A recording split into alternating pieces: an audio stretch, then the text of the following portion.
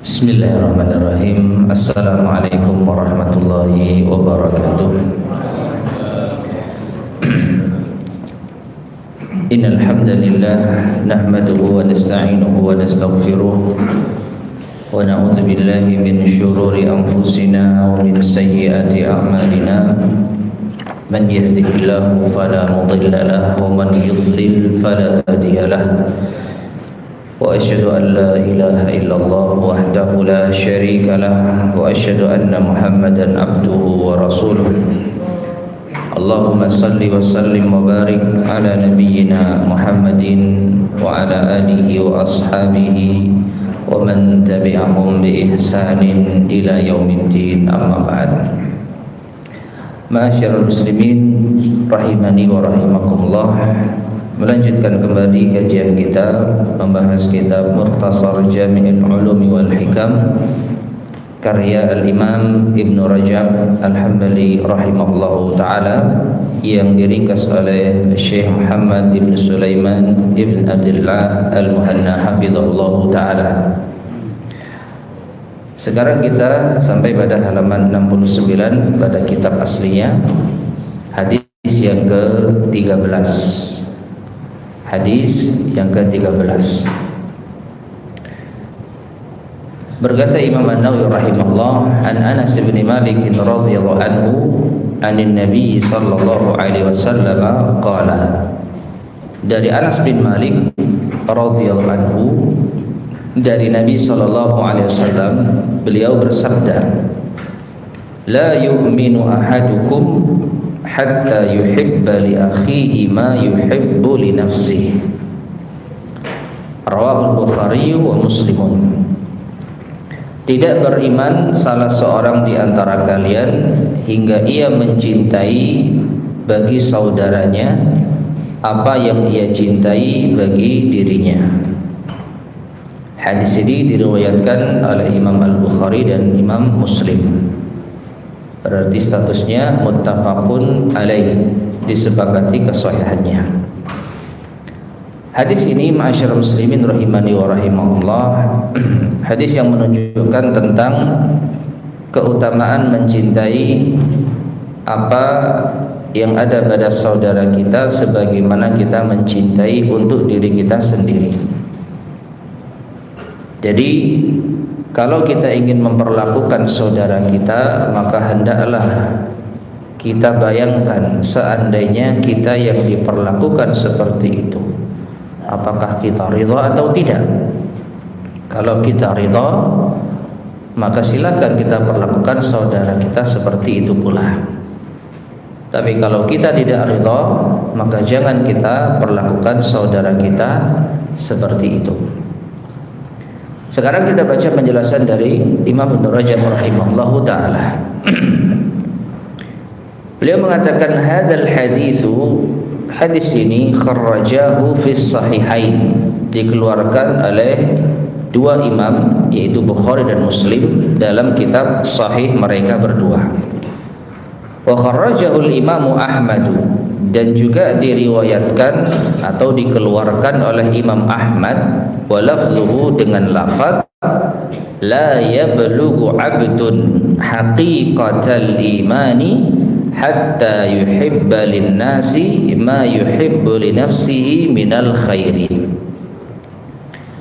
Seorang hamba tidak mencapai hakikat keimanan, maknanya keimanan yang sempurna, hingga ia mencintai bagi manusia sebagaimana ia mencintai untuk dirinya dan dari kebaikan. Ya. Jadi hadis yang dikeluarkan oleh Imam Ahmad itu dengan lafaz tidak akan seorang hamba itu mencapai hakikat keimanan, maknanya iman yang sempurna, hingga ia mencintai bagi manusia sebagaimana ia cintai bagi dirinya berupa kebaikan. Nah, kata Imam Ibn Rajab, wa hadhihi riwayah, dan riwayat ini, lafaz hadis ini, tubayyinu makna riwayatil mukharrajati fis sahihain, itu menjelaskan makna riwayat yang dikeluarkan dalam Bukhari Muslim. Bagaimana itu? Hadis yang tadi kita baca dari Anas bin Malik, la yu'minu ahadukum, tidak beriman salah seorang dari kalian. Itu lafaz Bukhari Muslim. Dan lafaz Imam Ahmad, tidaklah seorang hamba mencapai hakikat iman. Seorang hamba tidak akan mencapai hakikat iman, kesempurnaan iman. Wa annal murada bi nafyil iman, sehingga maksud dari tidak adanya keimanan di hadis yang kita baca tadi, riwayat Bukhari Muslim, adalah nafyu bulughi haqiqatihi wa nihayatihi, yaitu peniadaan sampainya pada hakikat keimanan dan akhirnya, yaitu puncak kesempurnaan.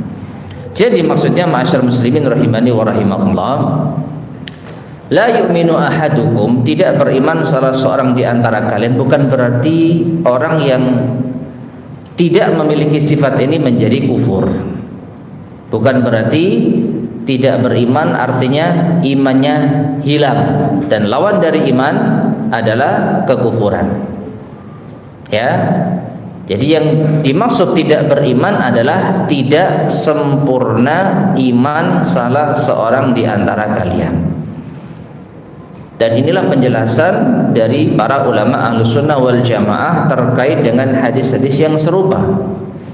Ketika ada penyebutan nafyul iman, tidak beriman salah seorang di antara kalian hingga melakukan ini dan itu, maka bukan berarti orang tersebut keluar dari keimanan, artinya menjadi kufur. Namun yang dimaksud tidak beriman adalah tidak sempurna keimanan salah seorang di antara kalian. Taib. Wal maksudu, maka maksudnya anna min jumlati khisalil imanil wajibah, bahwa di antara jumlah atau sejumlah karakter keimanan yang wajib, maksudnya di antara sifat keimanan yang wajib, an yuhibbal mar'u li akhihil mu'min ma yuhibbu li nafsihi, hendaknya seorang mencintai bagi saudaranya mukmin apa yang ia cintai untuk dirinya. Wa yakraha lahu ma yakrahu li nafsihi, dan juga hendaknya ia membenci bagi saudaranya mukmin apa yang ia benci bagi dirinya. Fa idza zala dzalika anhu, tapi kalau hilang karakter semacam ini, faqad naqusa imanuhu bidzalik, maka akan berkurang keimanannya dengan hal seperti itu. Ya. Jadi orang-orang yang kita katakan egois, dia memperlakukan saudaranya yang tidak ia sukai kalau perlakuan itu menimpa dirinya. Ya, dia suka berbuat zalim, tapi dia sendiri tidak suka dizalimi. Dia suka berbuat curang, tapi dia tidak terima jika dicurangi. Dia suka mengolok-olok, tapi dia tidak terima kalau diolok-olok. Dia suka menghibah, tapi tidak suka diribah. Maka orang semacam ini berarti tidak mencintai untuk saudaranya sebagaimana ia mencintai untuk dirinya. Nah, orang semacam ini maka berkurang keimanannya, tidak sempurna. Tidak sempurna. Wa fi sahih Muslim, dan dalam sahih Muslim min hadis Abdullah bin Amr bin Al-As, dari hadis Abdullah bin Amr bin Al-As radhiyallahu anhu anin Nabi sallallahu alaihi wasallam, dari Nabi sallallahu alaihi wasallam qala, beliau bersabda, man ahabba an yuzahzaha 'anil nar wa yudkhalal jannah faltudrikhu maniyatuhu wa huwa yu'minu billahi wal yawmil akhir wa ya'ti ila an-nasi alladhi yuhibbu an yu'ta ilaihi. Barang siapa yang ingin diselamatkan dari neraka dan dimasukkan ke dalam surga, maka hendaklah kematian menjemputnya dalam keadaan ia beriman kepada Allah dan hari akhir. dan memperlakukan manusia sebagaimana ia suka untuk diperlakukan dengannya. Hadis ini ma'asyiral muslimin rahimani wa rahimakumullah mempertegas hadis yang tadi kita bacakan, ya, dua hadis yang tadi kita bacakan. Apa itu? Orang yang ingin masuk ke dalam surga dan diselamatkan dari neraka, yaitu hendaknya dia beriman kepada Allah dan hari akhir. Ini yang pertama. Dan yang kedua, memperlakukan manusia sebagaimana ia ingin diperlakukan. Mencintai untuk saudaranya sebagaimana ia cintai untuk dirinya. Membenci sesuatu terjadi pada saudaranya sebagaimana ia benci sesuatu terjadi pada dirinya. Ya, itulah makna memperlakukan manusia sebagaimana ia ingin diperlakukan dengannya. Nah, dua perkara ini, iman kepada Allah dan hari akhir, dan yaitu memperlakukan manusia sebagaimana ia ingin diperlakukan, adalah di antara sarana untuk bisa menjadikan kita selamat dari neraka dan masuk ke dalam surga. Ya. Wa fihi aidan, dan juga di dalamnya pula, yaitu yang dimaksud dalam Sahih Muslim. An Abi Dzar radhiyallahu anhu qala, dari Abu Dzar radhiyallahu anhu, beliau berkata, qala li Rasulullah sallallahu alaihi wasallam, Rasulullah sallallahu alaihi wasallam bersabda, ya Abu Dzar, inni araka dha'ifan, wahai Abu Dzar, sesungguhnya aku melihatmu orang yang memiliki kelemahan. Wa inni uhibbu laka ma uhibbu li nafsi, dan aku mencintai bagi dirimu sebagaimana aku cintai bagi diriku. La ta'muranna 'ala itsnaini, jangan engkau menjadi pemimpin bagi dua orang. Wala tawallayanna mala yatimin, dan jangan engkau mengurusi harta anak yatim. Taib, ma'asyar muslimin rahimani wa rahimakumullah. Kalau kita perhatikan hadis ini, ya, Nabi SAW jujur kepada sahabat Abu Dzar radhiyallahu anhu bahwasanya Abu Dzar itu memiliki sisi kelemahan, ya, kelemahan. Wallahu a'lam bishawab, apakah lemah dalam makna mental atau dalam makna fisik, atau bisa mungkin keduanya. Sehingga orang yang memiliki kelemahan ini maka tidak sepatutnya menjadi pemimpin dan tidak sepatutnya menjadi orang yang mengurusi harta anak yatim. Nah, yang menarik di sini Nabi SAW mengatakan, ini uhibbu laka ma uhibbu li nafsi, aku mencintai bagimu apa yang aku cintai bagi diriku. Ya, artinya apa? Nabi SAW yaitu ingin Abu Dzar ya mendapatkan kebaikan sebagaimana Nabi SAW mendapatkan kebaikan.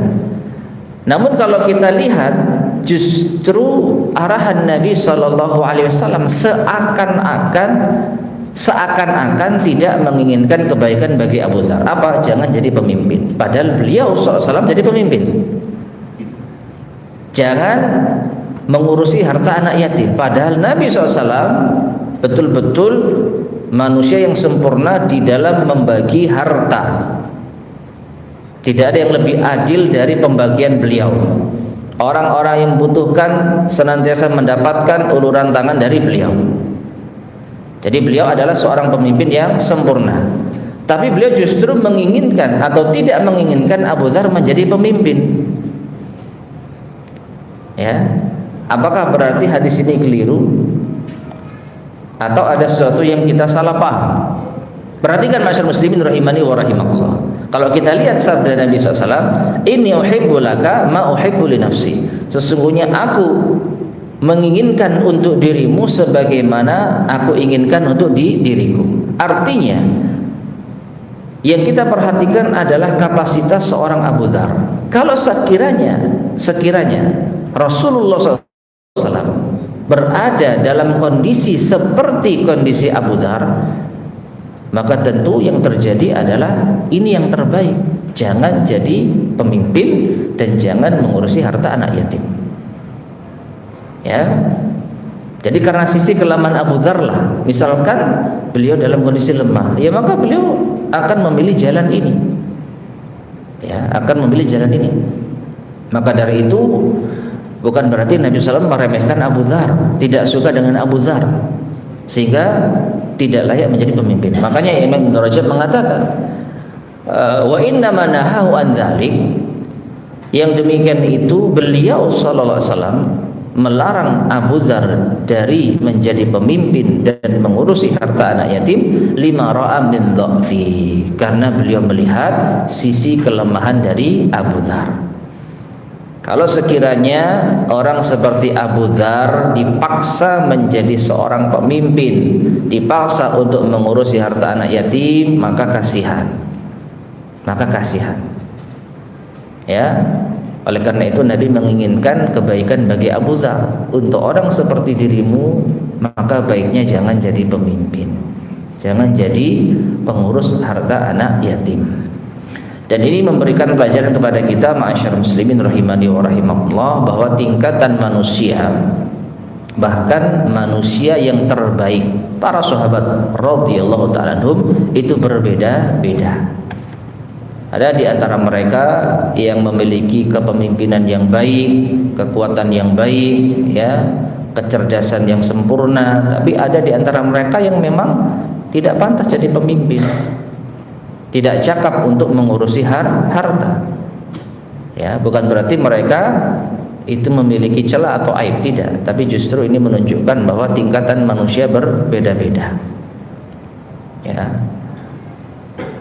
Makanya di antara hal yang mungkin ini beredar di sekitar masyarakat, yang nampaknya adil, yang nampaknya baik, tapi kalau kita timbang dari hadis ini kurang baik apa? Entah kalau di tempat antum sekalian ya ada di sebagian daerah itu, ketika ada pemilihan RT itu usulannya semua harus pernah jadi RT. Maksudnya apa? Supaya adil, supaya pernah merasakan. Padahal kalau kita lihat di hadis ini, kan nggak semua orang itu cakap di dalam memimpin. Ya, jadi maksudnya baik supaya merata. Padahal ya kita tahu kapasitas manusia di dalam menyelesaikan urusan berbeda-beda. Ada yang pintar, ada yang kurang, ada yang cakap, ada yang tidak. Ya, maka baiknya bagaimana? Yang memang bisa menjadi Pak RT dan sudah teruji, ya lebih baik apa? Selama-lamanya gitu ya. Tapi biasanya Pak RT-nya nggak mau. Ya, biasanya Pak RT-nya nggak mau gantian gitu ya.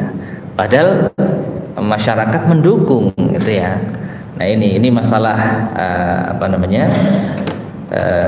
selingan saja. Tapi kita bisa ambil pelajaran dari sini. Nabi SAW melihat Abu Dzar nggak bisa jadi pemimpin, maka lebih baik jangan dipaksakan.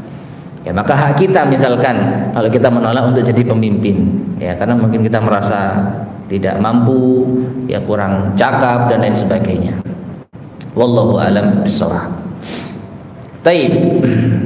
Kemudian berikutnya Imam Ibnu Rajab membawakan asar-asar dari para salafus saleh tentang makna hadis ini. Wa kana Muhammad bin Wasi yabi'u himaran lah. Muhammad bin Wasi menjual keledainya. Faqala lahu rajulun, lalu ada orang yang berkata, atardahu li, apakah engkau ridha keledaimu ini untukku? Maksudnya apa? Gratisan, tak pe bohong gitu ya. Ridha enggak kamu kalau ini untukku? Qala Muhammad bin Wasi mengatakan, lau radituhu lam abihu, kalau aku ridha keledai ini untukmu, enggak mungkin aku jual. Ya, kata Imam Ibnu Rajab, wa hada isyaratun minhu ila annahu la yarda li akhihi illa ma yarda li nafsihi. Ini merupakan isyarat bahwa beliau tidak ridha terhadap saudaranya kecuali sebagaimana yang beliau ridha terhadap dirinya. Maknanya ya, Muhammad ibni Wasi rahimahullahu ta'ala tidak ingin keledai ini pindah dari tangannya sia-sia, dalam artian tidak ada gantinya. Maksudnya tidak mendapatkan apa-apa, hilang begitu saja. Dan ini insya Allah semua merasakannya. Nggak ada sedikit pun di antara kita pada umumnya yang ingin barang kita hilang sia-sia, kecuali kita memang benar-benar ingin memberikan kepada orang istimewa, beda. Tapi kalau kita memang niatnya jualan, ya kita inginnya dapat uang dari hasil penjualan. Ya, semua kita insya Allah seperti itu. Maka kita nggak ridho kalau barang kita itu hilang dari tangan kita tanpa ada apa? Gantinya, tanpa ada uang yang kita dapatkan. Maka demikian pula, ya, kita juga tidak ingin kalau saudara kita merasakan hal seperti itu. Maka Muhammad bin Wasi mencoba untuk menggambarkan, kalau seandainya dirimu jualan, lalu ada orang yang minta, ridho nggak kamu? Nah, kalau kamu nggak ridho, aku pun seperti itu. Karena kalau aku ridho, ya nggak akan aku jual. Aku serahkan saja kepada siapapun, termasuk kepada dirimu.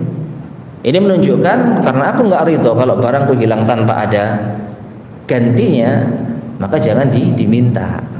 Ya, jangan diminta. Ya, bahasa gampangnya mungkin kalau kita sesuaikan, kalau kamu jualan terus ada yang minta, kamu ridho nggak? Ya, kalau nggak ridho, ya kalau gitu jangan kamu perlakukan aku seperti itu. Ini saya jualan, saya ingin mendapatkan ganti dari barang yang saya jual. Ya, jadi ini menunjukkan sekali lagi orang itu terkadang perlu untuk kita berikan permisalan agar dia paham. Jangan seenaknya, ya, jangan seenaknya. Kemudian dalam catatan lagi disebutkan oleh Syekh Muhammad Al-Muhannah hafizahullah yang meringkas Jami'ul Ulum wal Hikam ini, wa ajabu min dzalik ma kana min Jarir ibn Abdillah Al-Bajali radhiyallahu anhu. Itu dari seorang Jarir bin Abdillah radhiyallahu anhu, seorang sahabat yang masuk Islamnya belakangan. Beliau banyak melewatkan kejadian-kejadian penting di masa hijrahnya Nabi sallallahu alaihi wasallam, tapi beliau memiliki keutamaan yang luar biasa. Di antaranya, wa inna ghulamahu ishtara lahu farasan bi 300.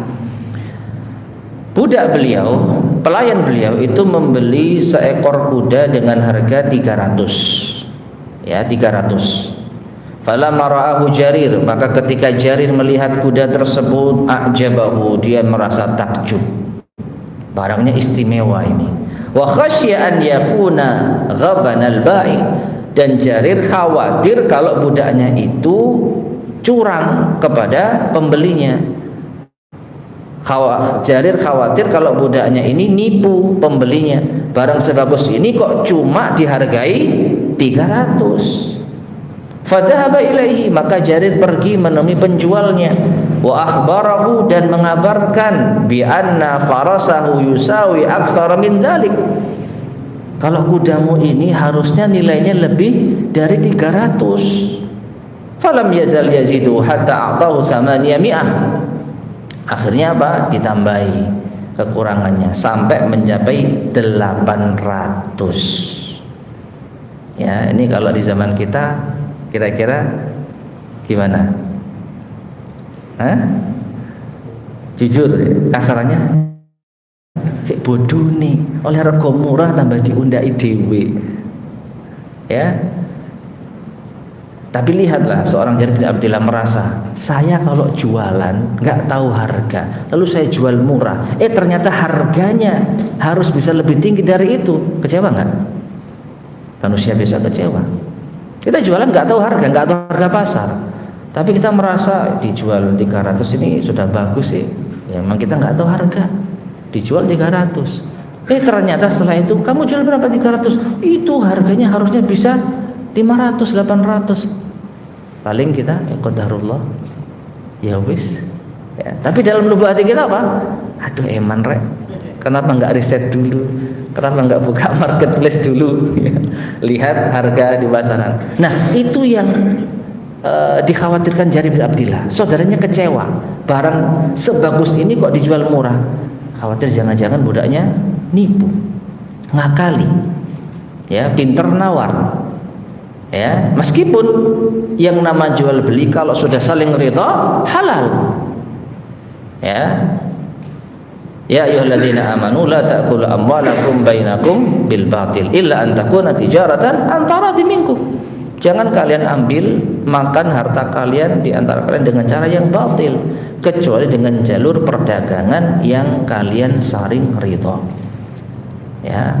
Berapa Pak kudanya? 500, 300 enggak bisa, Pak. Ya.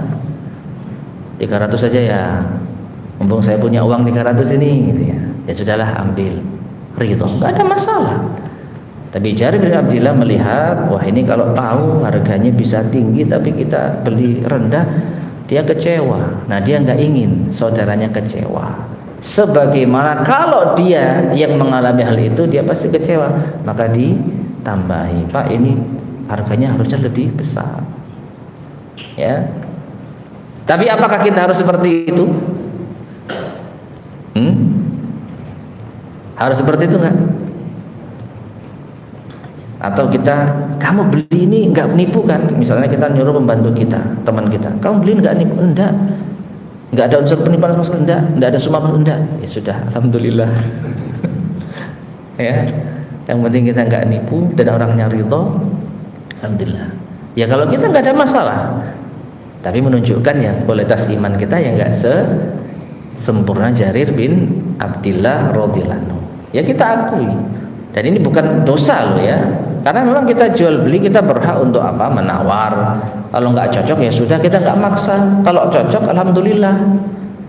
Ya, mungkin orangnya juga memang neriman, ya. Mungkin dia memang nggak butuh barang ini dan nggak punya kekurangan, artinya ya kalau mau dibeli ya sudah, saya nggak butuh, harga berapapun saya lepas, ya. Dia orang yang mampu gitu, ya nggak ada masalah selama saling ridho. Cuman ketika tahu ternyata harganya bisa lebih tinggi, ada kekecewaan, nah itu yang mungkin dijadikan pertimbangan Jarir bin Abdillah.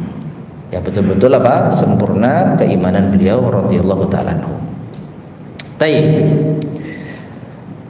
Kemudian wa hadisu Anasin, kembali kepada hadis Anas bin Malik, hadis utama di dalam bab kita. Kata Imam Ibnu Rajab rahimahullah, alladzi natakallamu al-an, yang kita bicarakan saat ini, yadullu ala annal mu'min, menunjukkan bahwasanya seorang mukmin yasurruhu ma yasurru akhahul mu'min, sepatutnya dia bergembira sebagaimana hal yang membuat saudara mukminnya bergembira.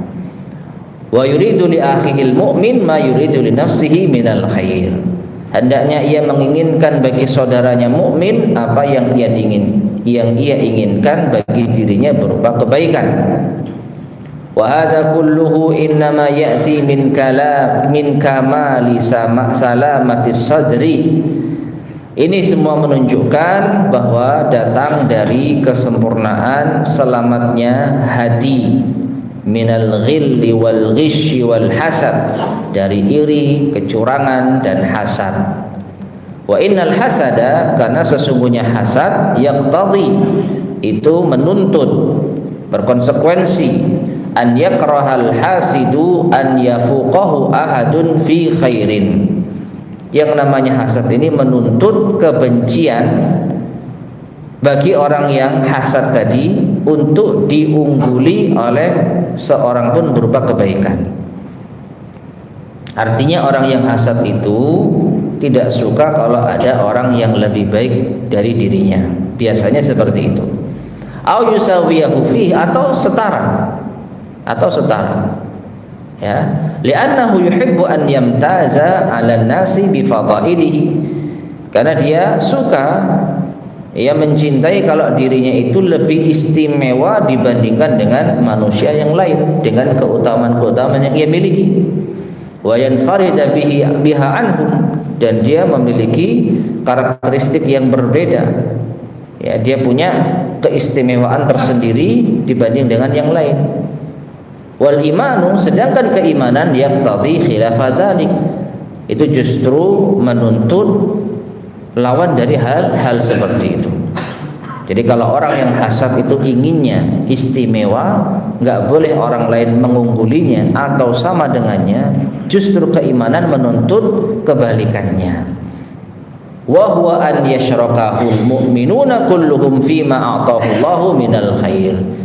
Itu iman menuntut kita untuk apa?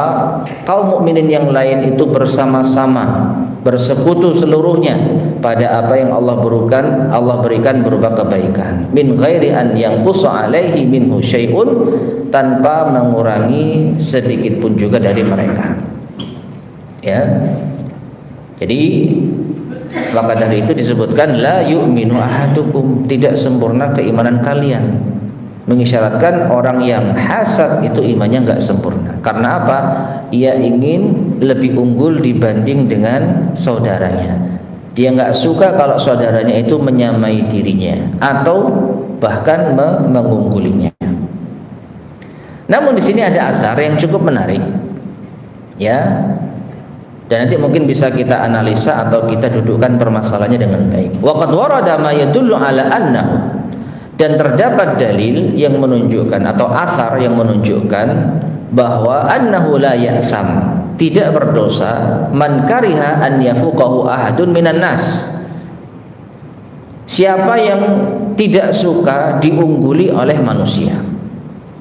Jadi ada asar atau riwayat yang menunjukkan orang kalau tidak ingin diungguli itu sebenarnya enggak dosa. Ya, fil jamal, dalam keindahan, dalam kebaikan. Afwan, dalam keindahan, ya, terutama keindahan. Ya, mungkin dalam hal pernak-pernik dunia lah gitu ya.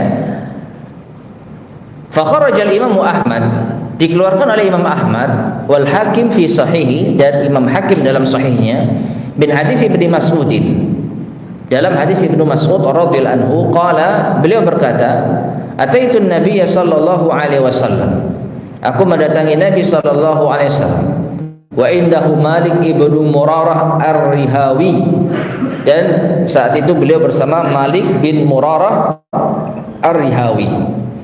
Fa adraktuhu wa huwa yaqul, maka kata Ibnu Mas'ud, aku menjumpai beliau dan beliau berkata, yaitu Malik bin Murarah ar-Rihawi, ya Rasulullah, wahai Rasulullah, qad qusima li minal jamali ma tara, sungguh aku telah mendapatkan keindahan, maksudnya aku diberi anugerah oleh Allah keindahan sebagaimana yang engkau lihat. Fama uhibbu ahadan minan nasi fadalani bisyarikaini fama fawqahuma, dan aku tidak suka ada orang yang mengungguliku, ya, lebih baik dua tali sendalnya daripada milikku, apalagi yang lebih dari itu. Ya, artinya apa? Malik bin Murarah itu enggak suka kalau ada orang yang punya tali sendal lebih bagus daripada dia. Ya. Lalu dia bertanya, alaysa dzalika wal baghyu? Ini pertanyaan yang luar biasa. Apakah ini termasuk kezaliman ya Rasulullah? Jadi beliau merasa ini mungkin sifat yang kurang baik. Tapi memang karakter beliau seperti itu. Allah berikan dia karunia, mungkin punya barang-barang yang branded bahasa kita ya. Tali sendal mereknya apa, dan dia nggak suka kalau ada orang lain punya tali sendal yang lebih bagus dari dirinya. Ya, merek yang sama tapi tipe yang lebih baru, seneng saya. Atau merek lain yang lebih bagus, yang lebih mahal, nggak seneng dia. Ini zalim nggak ya Rasulullah? Maka apa kata Nabi SAW? Faqala la, tidak. Laisa dzalika bil baghi, itu bukan kezaliman. Walakinnal baghya, tetapi kezaliman, man batara au qala safahal haq, yaitu siapa yang menolak kebenaran atau masa bodoh dengan kebenaran, tidak peduli dengan kebenaran, wa ghamatan nas, dan merendahkan manusia. Ya, dan merendahkan manusia. Dan kalau kita lihat redaksi hadis ini persis seperti hadis yang sering kita dengar, yaitu tentang al-kibru, sombong. Al-kibru batalul haq wa ghamtun nas. Sombong itu menolak kebenaran dan meremehkan manusia.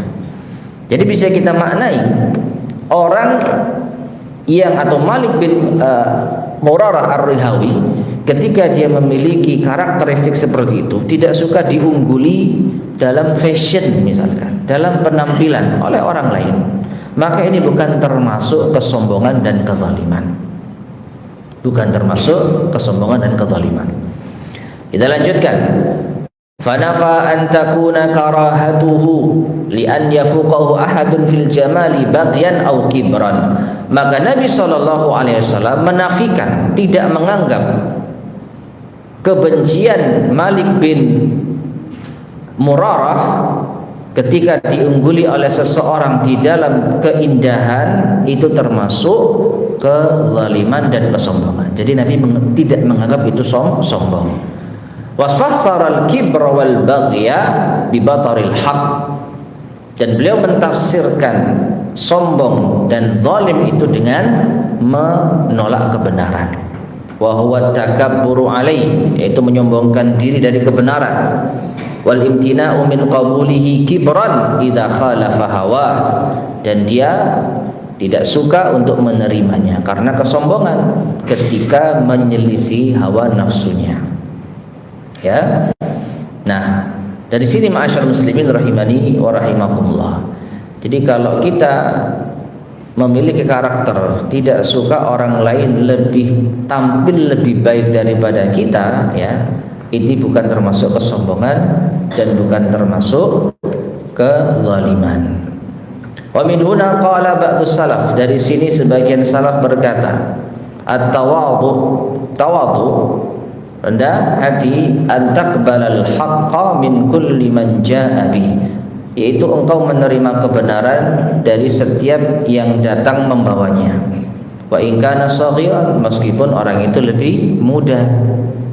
Faman qabilal haqqa mimman jaa bih, maka siapa yang menerima kebenaran dari orang yang datang membawanya, sawa'an kana saghiran aw kabiran, baik orang itu lebih muda atau lebih tua, wa sawa'an kana yuhibbuhu aw la yuhibbu, sama saja apakah orang itu orang yang kita cintai atau tidak, fa huwa mutawadhi'un, maka dia orang yang tawadhu, rendah hati.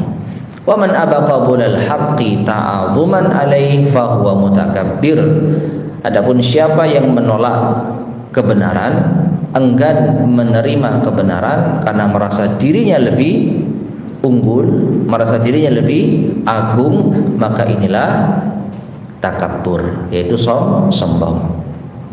Wa ghamdun nas, sedangkan meremehkan manusia, wa ihtiqaruhum wastira'uhum, itu merendahkan dan meremehkan mereka. Wa dzalika yahsulu minan nazari ila nafsi bi ainil kamal wa ila ghairihi bi ainin naqsi, dan itu terjadi apabila kita melihat diri kita dengan kacamata yang sempurna.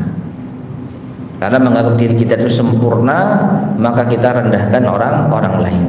Sehingga kalau melihat diri kita yang ada kesempurnaan, sedangkan melihat orang lain itu kekurangan. Baik, jadi ma'asyar muslimin rahimani wa rahimakumullah. Kalau kita komparasikan dengan pembahasan kita sebelumnya, seakan-akan ada kontradiksi, seakan-akan, ya. Asar-asar yang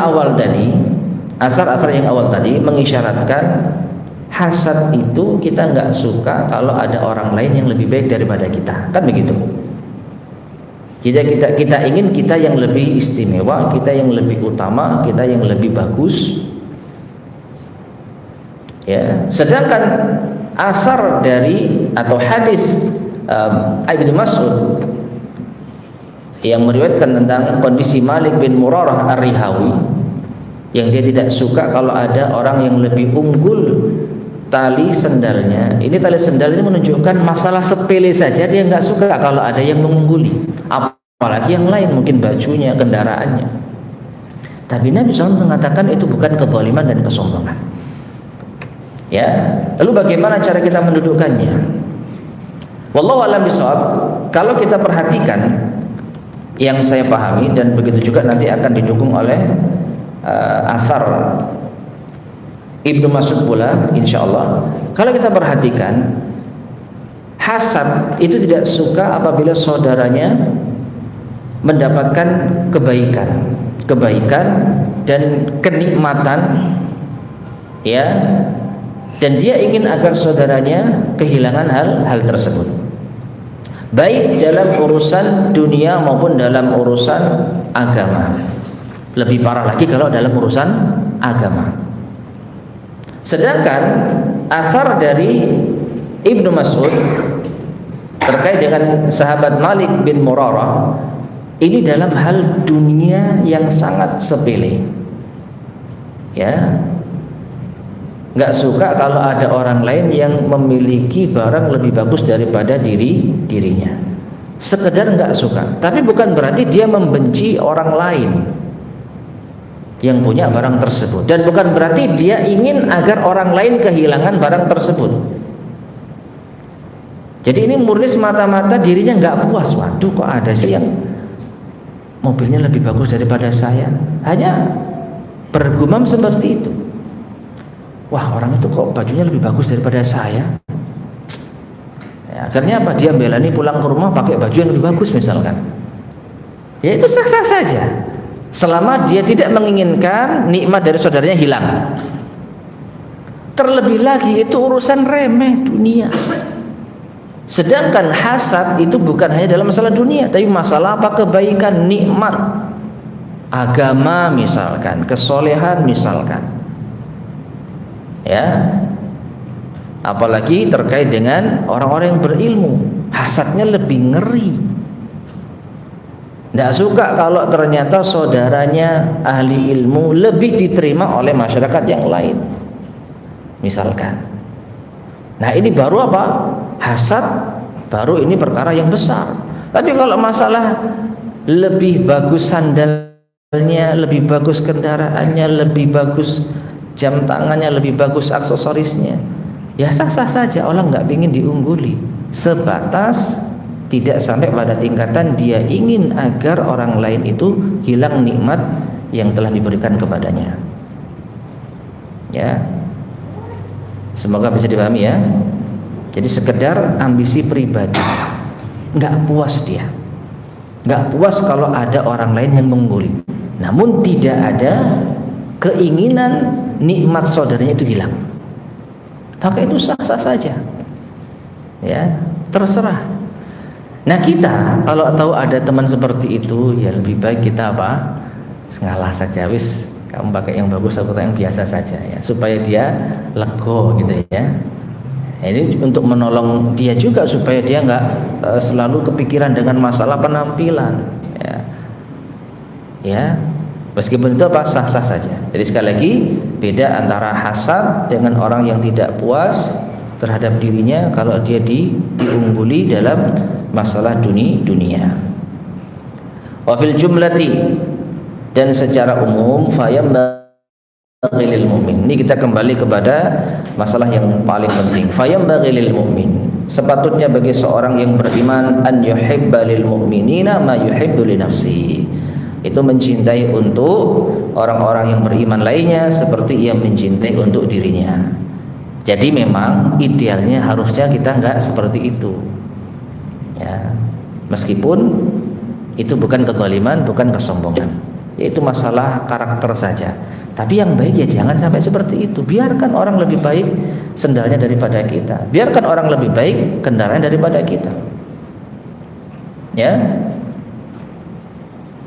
Kemudian wa yakraha lillahum ma yakrahu li nafsi, sebaiknya seorang mukmin itu membenci terjadi pada saudaranya sebagaimana ia membenci untuk dirinya. Fa in ra'a fi akhihil muslim naqsan fi dinihi, dan kalau ia memandang saudaranya muslim ada yang kurang dalam agamanya, ijtahada fi islahihi, maka ia bersungguh-sungguh di dalam memperbaikinya. Di sini Imam Ibnu Rajab mencoba untuk membawa permasalahan ini kepada agama, karena ini yang paling penting, ya, mencintai untuk saudaranya sebagaimana ia cintai untuk dirinya. Kalau kita tarik dalam masalah agama, maka ini ada hal yang luar biasa. Apa itu? Sebagaimana kita sangat suka, sangat cinta mendapatkan hidayah dari Allah, maka harusnya kita pun juga cinta agar saudara kita dapat hidayah. Ya. Jadi jangan hanya dibawa kepada masalah duniawi saja. Masalah duniawi sepele. Karena apa? Dalam masalah ambisi pribadi pun Nabi SAW tidak mengatakan zalim. Tapi yang lebih utama daripada itu kebaikan agama. Ada enggak di dalam diri kita keinginan saudara kita mendapatkan kebaikan agama? Ya, sebagaimana kita suka menuntut ilmu, maka kita juga harus suka kalau saudara kita menuntut ilmu. Sebagaimana kita suka ya untuk beragama sesuai dengan manhaj salaf, maka kita juga suka kalau saudara kita dapat hidayah, yaitu beragama sesuai dengan manhaj salaf. Ya. Kemudian wa in alimal mar'u, dan kalau seseorang mengetahui annallaha qad khassahu ala ghairihi bi fadlin, bahwa Allah telah memberikan keutamaan pada dirinya melebihi orang lain, fa akhbara bihi li maslahatin diniyah, lalu ia mengabarkannya untuk kemaslahatan agama, wa kana ikhbaruhu ala wajhi tahaddusi bin ni'am, dan dia mengabarkan tersebut dalam rangka tahaddus bin ni'am, menceritakan nikmat. Fa amma bi ni'mati rabbika fahaddits, adapun nikmat dari Tuhanmu maka ceritakanlah. Wa yara nafsahu muqassiran fi syukri, sedangkan dia merasa dirinya kurang bersyukur, kana jaizan, maka itu diperbolehkan. Taib ma'asyar muslimin rahimani wa rahimakumullah. Orang yang mendapatkan nikmat melebihi saudaranya, lalu ia ingin menceritakan nikmat itu kepada saudaranya dalam rangka tahaddus bin nikmah, dan dia merasa dia kurang bersyukur, maka itu boleh. Boleh. Ya. Dan kalau kita perhatikan, ada bagian yang tidak boleh kita lupakan di sini. Dia menceritakan nikmat itu kepada orang sekaligus memberikan kesan kalau dia itu kurang bersyukur, sehingga mungkin dia tambahi informasi, ya Allah banyaknya nikmat yang saya dapatkan, tapi sedikit rasa syukur saya. Ya, alhamdulillah dapat ini, tapi gitu ibadah saya masih gini-gini saja misalkan. Maka ini diperbolehkan. Ya, meskipun kalau kita melakukan hal tersebut pasti ada perang batin. Apakah ini masuk tahaddus bin nikmah sehingga ini bisa memotivasi kita untuk bersyukur, atau ini masuk kategori sombong, pamer? Nah, ini yang perlu untuk kita betul-betul perhatikan. Sudah masuk di sini ya. Baik, azan terlebih dahulu. Tafadhal, silakan.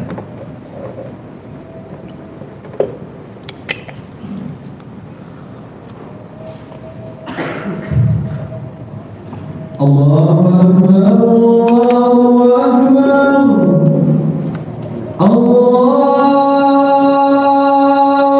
Akbar, Allahu Akbar.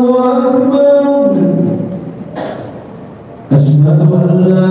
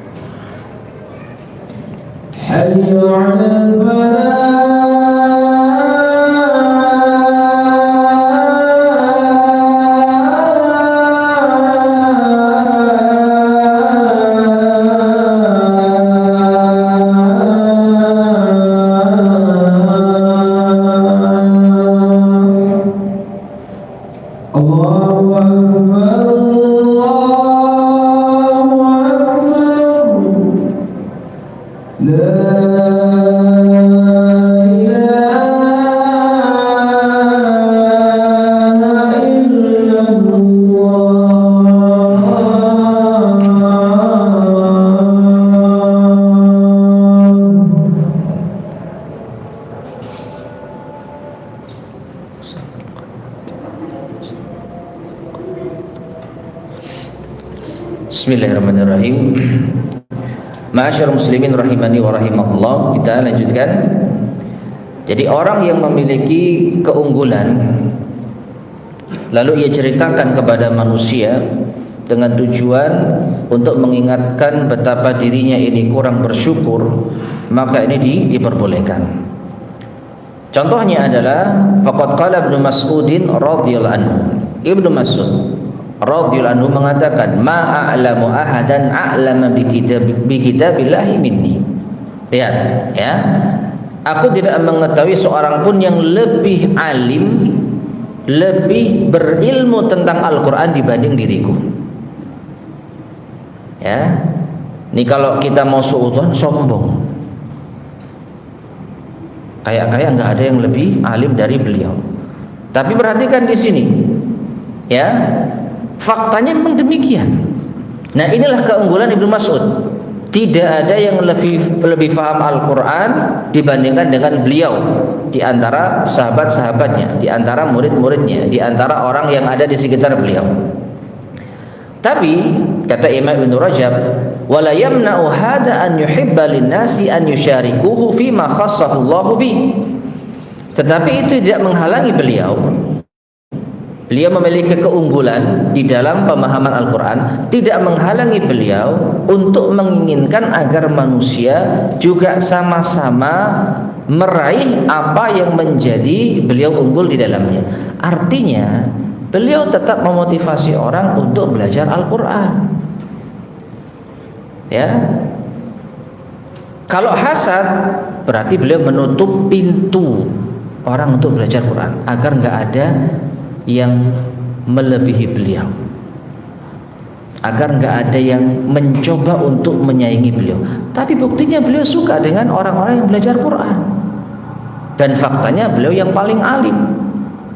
Tapi beliau juga suka kalau ada orang-orang yang ingin mencapai derajat alim. Buktinya beliau punya murid-murid yang luar biasa. Ya, jadi beliau menunjukkan keunggulan diri, tetapi tidak hasad kepada orang-orang yang ingin mencapai keunggulan tersebut. Itu yang membedakan. Demikian pula Ibnu Abbas radhiyallahu ta'ala anhu mengatakan, "Innila amurru 'alal ayah fi kitabillah fa awadtu anna an-nasa kullahum ya'lamuna minha ma a'lamu." Sesungguhnya aku melewati suatu ayat di dalam Al-Quran, dan aku ingin agar manusia semuanya mengetahui makna dari ayat tersebut sebagaimana yang aku ketahui. Lihat, Ibnu Abbas merasa dirinya punya keunggulan memahami ayat, tapi beliau tidak menutup orang-orang untuk tidak paham ayat. Justru beliau merasa, saya suka kalau ada orang-orang yang mengetahui makna ayat ini sebagaimana aku mengetahuinya. Jadi ini bukan apa? Hasad. Ya, jadi Ibnu Abbas menceritakan keunggulannya, keutamaan yang Allah berikan padanya, tetapi beliau juga suka agar orang lain ikut merasakannya. Wa qala Syafi'i, contoh lagi Imam Asy-Syafi'i rahimahullah mengatakan, wadittu anna an-nasa ta'allamu hadzal ilma wa lam yunsab ilayya minhu syai'un. Aku suka manusia itu belajar ilmu ini namun tidak dinisbatkan kepadaku. Lihat, di sini ada isyarat Imam Asy-Syafi'i menceritakan keunggulannya. Apa itu? Dia faham ilmu. Dia faham ilmu. Tetapi dia tidak ingin ilmu itu dinasabkan kepada dirinya. Biarkan orang itu tahu ilmu meskipun nggak tahu dari mana dia mengambilnya. Ya, maka ini bukan hasad, menceritakan keunggulan, tapi juga suka kalau orang-orang itu mendapatkan hal yang serupa. Wa kana Utbah al-Ghulam, ada lagi seorang yang bernama Utbah, seorang budak.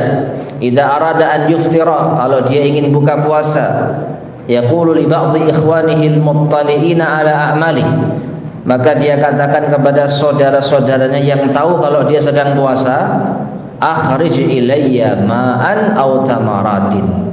Ya, bawakan kepadaku air atau kurma, uftiru alaiha, aku akan berbuka puasa dengannya, liyakuna laka misla ajri, agar kamu juga dapat pahala seperti diriku. Perhatikan, Nabi SAW mengatakan apa? Man fattara musliman, ya, siapa yang memberikan hidangan buka puasa, maka dia akan mendapatkan pahala seperti orang yang berpuasa. Utbah, dia puasa, dan ketika dia berbuka, dia tahu ada orang-orang yang tahu kalau dirinya puasa. Nah, supaya mereka juga dapat pahala puasanya, maka Utbah menawarkan, ayo bawakan air, ya, bawakan kurma, biar saya makan buat buka puasa. Sehingga apa? Orang yang memberikan itu dapat pahala puasanya. Ya. Keunggulannya, dia unggul karena puasa, tapi dia ingin agar orang lain juga mendapatkan pahala puasanya. Kalau hasad, maka dia egois, biar orang lain tidak dapat pahala puasanya, dia buka sendiri.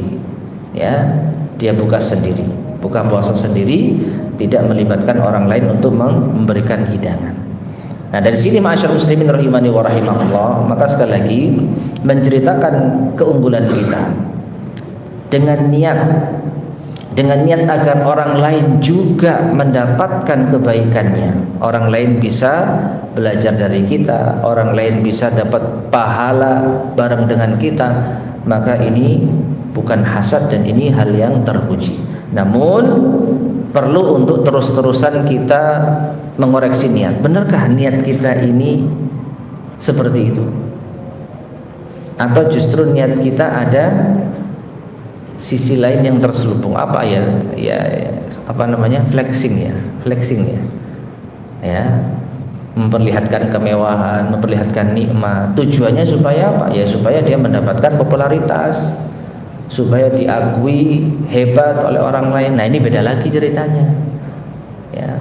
Makanya di sini Imam Ibnu Rajab mengatakan, kalau orang menceritakan nikmat dengan syarat ini, maka boleh. Paling banternya itu boleh, jemaah. Ya, artinya kalau kita nggak melakukan itu, ya nggak apa-apa. Justru lebih baik. Apalagi kita khawatir niat kita yang keliru. Maka lebih baik orang tidak tahu nikmat yang kita miliki, karena khawatir kalau kita beritahukan kita merasa sombong. Ya, kita merasa lebih tinggi dibandingkan dengan orang lain. Maka dari itu kembali ke niat. Kalau kita bisa meluruskan niat, menceritakan nikmat agar orang lain dapat manfaat, silahkan. Tapi kalau tidak, maka tidak perlu. Wallahu a'lam bishawab. Taib ma'asyar muslimin rahimani wa rahimakumullah, ini yang bisa kita sampaikan pada kesempatan di malam hari ini. Mudah-mudahan bermanfaat. Kurang lebihnya saya mohon maaf. Sebelum kita akhiri, barangkali ada yang disampaikan, tafadhol silakan.